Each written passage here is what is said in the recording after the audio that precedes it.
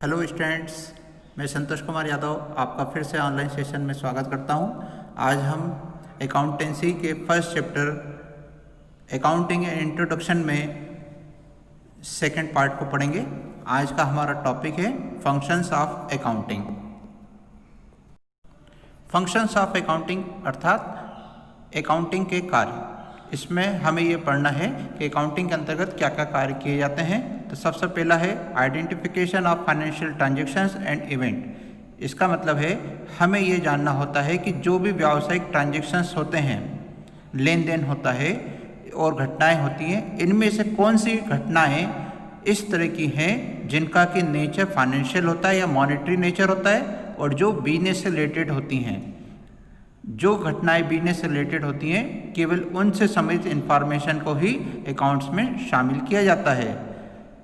कई सारी घटनाएं ऐसी होती हैं जो रिलेटेड तो बिजनेस से होती हैं परंतु उनकी मॉनेटरी वैल्यू नहीं बताई जा सकती, इसलिए उन्हें शामिल नहीं किया जाता है। जैसे कि हमारे बिजनेस के कस्टमर से मिलने वाला फीडबैक बिजनेस के लिए इंपॉर्टेंट है परंतु हम उसकी वैल्यू नहीं बता सकते, इसलिए उसे नहीं लिखा जा सकता। इसी प्रकार से मैनेजर्स के द्वारा जो पॉलिसी चलाई जा रही हैं उनमें अगर कोई चेंजेस होते हैं तो उनका क्या इफेक्ट होगा, क्या वैल्यू होगी, ये नहीं बता सकते, इसलिए उसे भी नहीं लिखा जाएगा। इसी प्रकार से जो गुड्स हम परचेस करते हैं उन सप्लायर्स में अगर कोई नए सप्लायर को ऐड करते हैं तो उसकी वैल्यू भी नहीं बताई जा सकती, इसलिए उसे भी नहीं लिखा जाएगा।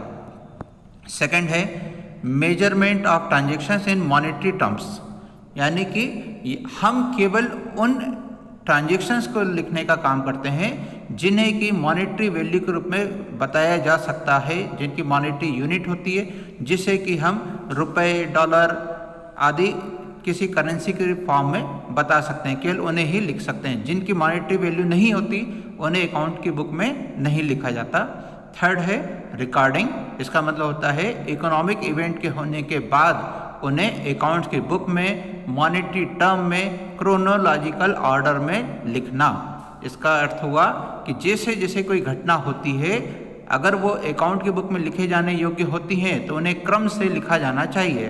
बाद की घटनाओं को पहले और पहले की घटनाओं को बाद में नहीं लिखा जाना चाहिए। मतलब ये है कि जैसे ही कोई घटना होती है अकाउंटिंग ट्रांजैक्शंस हमें बुक में लिखने का कार्य कर लेना चाहिए। अकाउंटिंग ट्रांजैक्शंस लिखने के लिए हम जर्नल या सब्सिडरी बुक्स का यूज़ करते हैं। इसके बाद में अगला कार्य है क्लासीफाई करना, क्लासीफाइंग।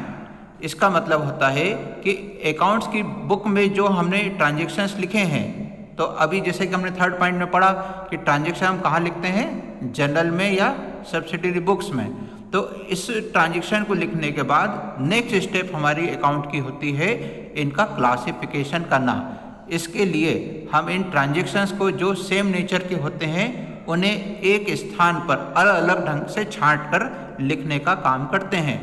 यह कार्य करने के लिए हम लेजर नाम की बुक का यूज़ करते हैं। इस लेजर में सभी तरह के अकाउंट्स के लिए अलग अलग कॉलम बनाकर उनकी एंट्रियाँ लिखी जाती हैं, जिसमें कि एसेट्स, लायबिलिटीज़, इनकम और एक्सपेंसेस के अलग अलग कॉलम बनाकर उनकी एंट्री की जाती है। हर एक अकाउंट का एक अलग पेज खोला जाता है।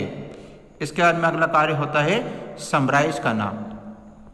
लेजर में लिखे हुए ट्रांजैक्शंस को समरी बनाने का कार्य किया जाता है, क्योंकि लेजर में पूरे एक एनुअल डाटा को हम शामिल करते हैं। इस एनुअल डाटा का टोटल लगाया जाता है, उसका बैलेंस निकाला जाता है।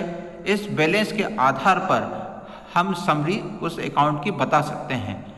इस बैलेंस का उपयोग हम ट्रायल बैलेंस बनाने के लिए करते हैं। ट्रायल बैलेंस लेजर अकाउंट के बैलेंस की सहायता से बनाया जाता है और इसी ट्रायल बैलेंस की मदद से अंत में फाइनल अकाउंट तैयार किए जाते हैं। फाइनल अकाउंट के अंदर हम trading and profit and loss account, जिसे कि कंपनी में statement of profit and loss भी कहा जाता है, उसे बनाते हैं और दूसरा बैलेंस शीट बनाते हैं। यानी फाइनल अकाउंट से मतलब trading and profit and loss account और सेकंड बैलेंस शीट, इन दो डॉक्यूमेंट से होता है। इसके बाद में है कम्युनिकेशन। जैसे ही कोई आर्थिक घटना या इकोनॉमिक इवेंट होती है, हमारा कार्य होता है उसको पहचानना, उसको मेजर करना, नापना। किस संदर्भ में? मॉनेटरी वैल्यू के रूप में, यानी करेंसी के रूप में उसकी वैल्यू है या नहीं, ये मापना, मेजर करना हमारा कार्य होता है। यदि उसकी मॉनेटरी वैल्यू होती है तो उसके बाद में हम उसे क्रोनोलॉजिकल ऑर्डर में रिकॉर्डिंग करने का कार्य करते हैं। इससे हमारे पास में बिजनेस से रिलेटेड जो भी इंफॉर्मेशन होती हैं वे कलेक्ट होती जाती हैं और उनसे हम रिजल्ट तक पहुंचते हैं और ये जानकारी हमारे बिजनेस में जो भी यूजर्स होते हैं उनके काम की होती हैं। इसके बाद में नेक्स्ट है एनालाइजिंग एंड इंटरप्रेटिंग।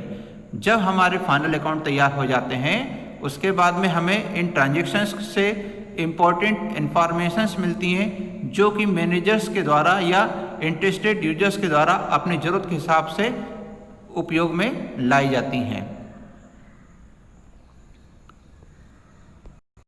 इसके बाद में है 8 असिस्टिंग। अकाउंटिंग के द्वारा हमारे जो फाइनल रिजल्ट आते हैं वे हमारे मैनेजर्स को उनके डिसीजन मेकिंग के कार्य में मदद करते हैं। 9वां पॉइंट है complying with legal requirements. Account के द्वारा हम डिफरेंट लॉस के द्वारा जो रूल्स बनाए गए हैं उनको फॉलो करते हैं, उनके अकॉर्डिंग वर्क करते हैं। इस प्रकार से हमें लीगल एंड स्टेटरी रिक्वायरमेंट्स को पूरा करने में अकाउंट्स की मदद मिलती है। अब हम पढ़ेंगे रोल ऑफ अकाउंटिंग। अकाउंटिंग के रोल्स। सबसे पहला ये एक टूल है। टूल यानी औजार जिसकी सहायता से हम अकाउंट से रिलेटेड फाइनेंशियल ट्रांजैक्शंस को मेजर करते हैं, उन्हें छांट के क्लासिफाई किया जाता है, उनको समराइज किया जाता है, उसके समरी बनाने के बाद उन्हें एनालाइज करते हैं और उनसे रिपोर्ट तैयार करने का कार्य करते हैं। इस प्रकार से अकाउंटेंसी एक टूल का कार्य करती है। सेकंड है as a language.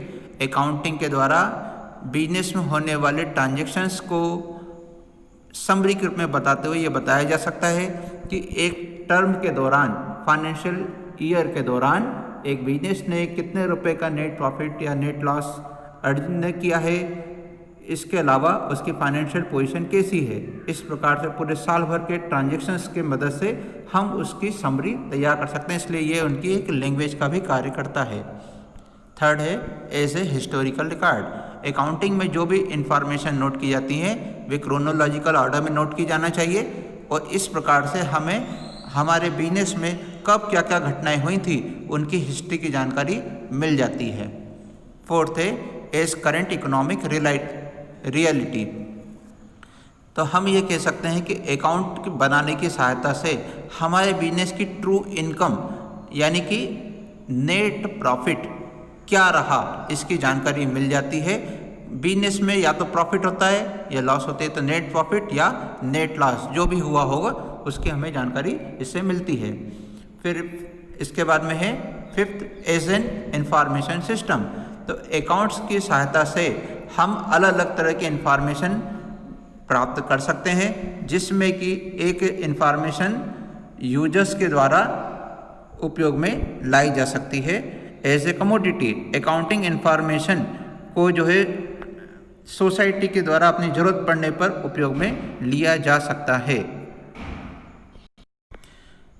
Next topic हमारा एडवांटेजेस या इम्पोर्टेंस या नीड ऑफ अकाउंटिंग, यानी अकाउंटिंग क्यों की जाती है, उसका क्या लाभ होता है। तो सबसे पहला है इससे हमें ये जानकारी मिलती है कि हमारे बिजनेस के जो ट्रांजैक्शन है वो रिकॉर्ड कंप्लीटली तैयार किया गया है।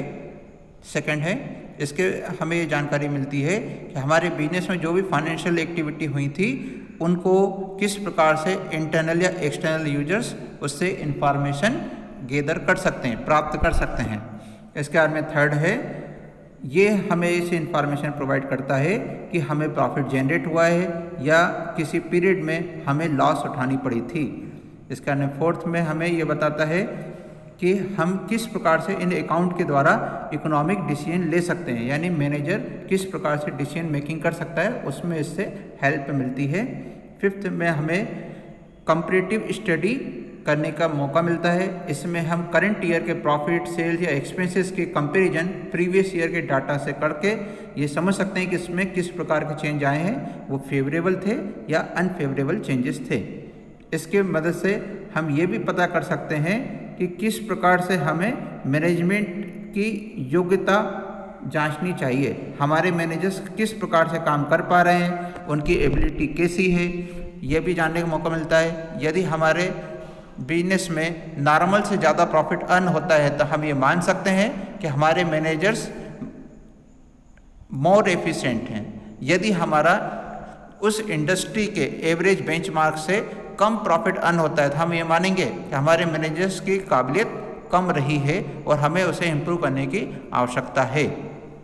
इसी प्रकार से हमारे जो बिजनेस में यूजर्स हैं, जो हमारी इंफॉर्मेशन को यूज़ करते हैं, उनको भी अलग अलग तरीके से भविष्य की योजनाएं बनाने के लिए, प्रेडिक्शंस करने में, कंपेयर करने में या बिजनेस की अर्निंग की कैपेसिटी को एवेल्यूएट करने में इससे मदद मिलती है।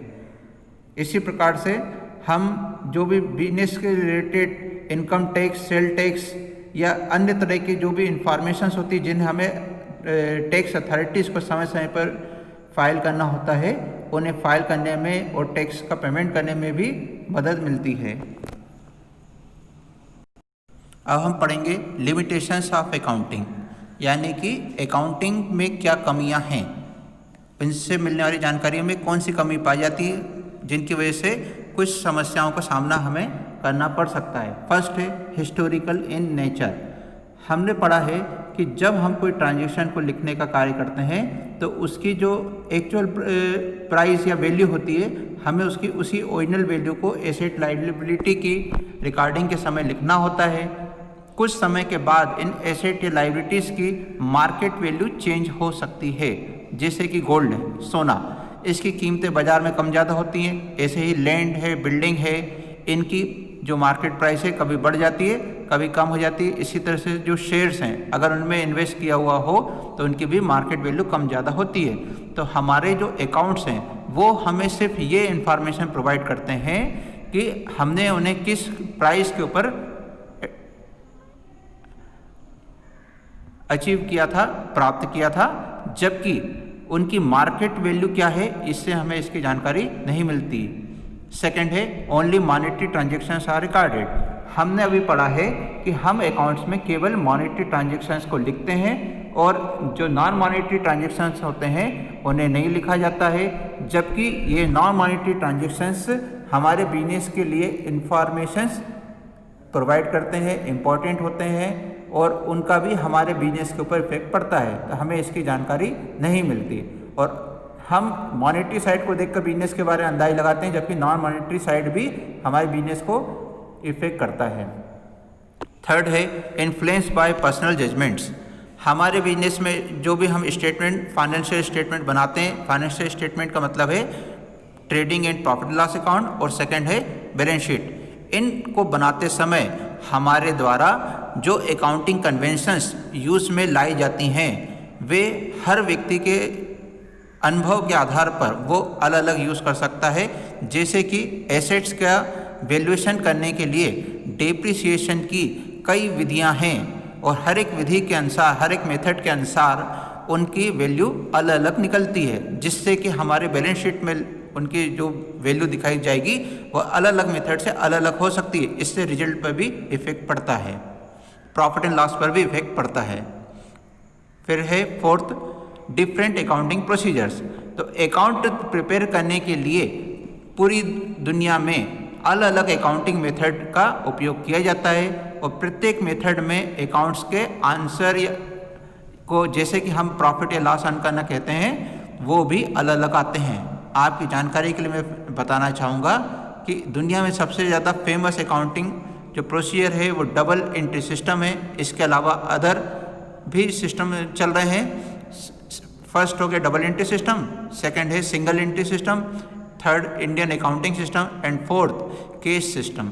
इस प्रकार से 4 अकाउंटिंग प्रोसीजर दुनिया में फॉलो की जाती हैं, जिनसे अलग अलग डिसीजन हम बता सकते हैं कि अलग अलग कैलकुलेशन निकलती है प्रॉफिट एंड लॉस की। इसके बाद में है इग्नोर्स मनी लेवल चेंजेस। हम जब इसमें एंट्री करने का कार्य करते हैं अकाउंट्स में, तो एसेट्स को उनके कॉस्ट कंसेप्ट के आधार पर लिखा जाता है, यानी जिस प्राइस पर हमने किसी एसेट को खरीदा था वही कीमत उसके बैलेंस शीट में दर्शाई जाती है और समय समय पर उसमें डेप्रिसिएशन को माइनस किया जाता है, जिससे उसकी कीमतें घटती जाती हैं। जबकि सभी एसेट्स में कीमतें नहीं घटती, उनकी कीमत बढ़ भी सकती है। जैसे कि गोल्ड या लैंड या बिल्डिंग, उनके कीमतों में बढ़ोतरी भी देखने को मिलती है। इसलिए इसमें मनी लेवल में जो चेंजेस होता है, प्राइस चेंजेस होते हैं, उनको इसमें नहीं दिखाया जाता। इससे हमारे अकाउंट एक्चुअल कंडीशन से अलग स्थिति में भी हो सकते हैं। इसमें इन्फ्लेशन को भी ध्यान नहीं रखा जाता। इसके बाद में 6th है रियलाइजेबल वैल्यूज नॉट शोन। जब हम किसी एसेट को अपने फाइनेंशियल स्टेट में दर्शाते हैं तो उसमें उसकी कॉस्ट प्राइस को दर्शाया जाता है। उसमें यह नहीं बताया जाता है कि यदि हम इसे सेल कर दें तो हमें कितना पैसा मिलने की संभावना रहेगी। इस प्रकार से हमें इससे अधूरी जानकारी मिलती है। इसके बाद में 7th है विंडो ड्रेसिंग। विंडो ड्रेसिंग से अर्थ है कि हम अपने अकाउंट के जो डाटा है उसको दुनिया को अच्छा दिखाने के लिए ड्रेसिंग का काम भी कर सकते हैं, यानी सुधारने का भी कार्य कर सकते हैं। झूठे आंकड़े दिखाकर मैनिपुलेशन किया जा सकता है और इस प्रकार से दुनिया को अच्छी पोजीशन बिजनेस की दिखाई देगी, और जबकि असलियत में वास्तविकता उससे अलग होती है। इसलिए हम ये कह सकते हैं कि हमारे अकाउंट्स में यदि विंडो ड्रेसिंग की जाएगी तो हमारे बिजनेस के जो फिगर्स शो हो रहे हैं वो गलत होंगे और उनसे हमें गलत इन्फॉर्मेशन मिलेगी, और उन्हीं इन्फॉर्मेशन का हम यूज़ करते हैं डिसीजन मेकिंग में, तो हमारे ऑलरेडी जो भी डिसीजन हम लेने जा रहे हैं वो गलत साबित होते हैं। तो हमारा लिमिटेशंस ऑफ अकाउंटिंग तक का पोर्शन कंप्लीट होता है। इसके आगे का हम नेक्स्ट वीडियो में पढ़ेंगे। Thank you.